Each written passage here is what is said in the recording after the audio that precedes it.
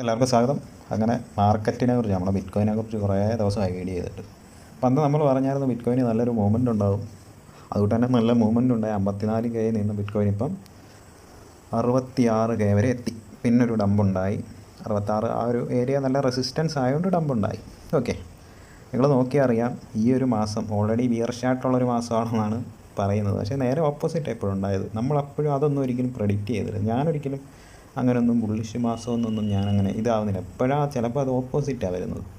അതുകൊണ്ട് തന്നെ ഓപ്പോസിറ്റാണ് ഈ ഒരു മാസം വന്നേക്കുന്നത്. സെപ്റ്റംബർ ഓൾറെഡി തന്നെ നല്ല രീതിയിൽ തന്നെ ബുള്ളിഷ് ആയിട്ടുണ്ട്. അതുകൊണ്ട് തന്നെ ഇപ്പോൾ അടുത്ത മാസം ഒക്ടോബറിൽ ചിലപ്പോൾ ഒരു ബുള്ളിഷ് കാണിച്ചിട്ട് നല്ലൊരു ഡമ്പിലോട്ട് എത്തും. അതും എല്ലാവരും ആലോചിക്കുക.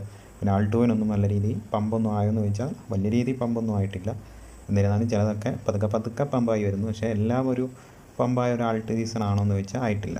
പിന്നെന്ന് വെച്ചാൽ എല്ലാവരും ഇപ്പം ടെലിഗ്രാം ബോട്ടിൻ്റെ പുറകിലാണ്. അതിനോടൊരു കാര്യമെന്ന് വെച്ചാൽ നിങ്ങൾ കൂടുതൽ സമയം അതിൽ സ്പെൻഡ് ചെയ്യരുത്.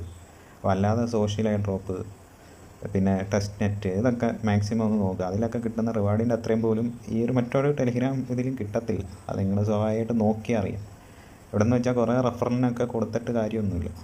അല്ലാതെ കഷ്ടപ്പെട്ട് ചെയ്തവർക്ക് കൊടുക്കണം. റെഫറിൻ്റെയൊക്കെ മാക്സിമം കുറയ്ക്കുക. ഏറ്റവും കുറവെന്ന് വെച്ചാൽ അത്രയാക്കുക. എന്ന് വെച്ചാൽ അവരും കുറച്ച് ഹാർഡ് വർക്ക് ചെയ്യട്ടെ.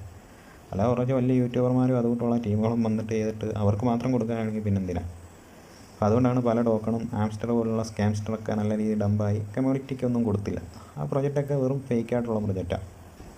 അതുകൊണ്ട് തന്നെ അതിൻ്റെ പുറകെ മാത്രം പോകല്ലേ. ഇത് ടെലിഗ്രാം ബോട്ടിൻ്റെ പുറകിലൊന്നും കൂടുതൽ അങ്ങ് സ്പെൻഡ് ചെയ്ത് കുറച്ച് സമയം മാത്രം കൊടുക്കുക. നിങ്ങൾക്ക് എപ്പോഴാണ് ഫ്രീ ആവുന്ന ആ ഒരു സമയം 10 മിനിറ്റ് അല്ലെങ്കിൽ 20 മിനിറ്റ്, ഇതിന് കൂടുതലൊന്നും കൊടുക്കണ്ട.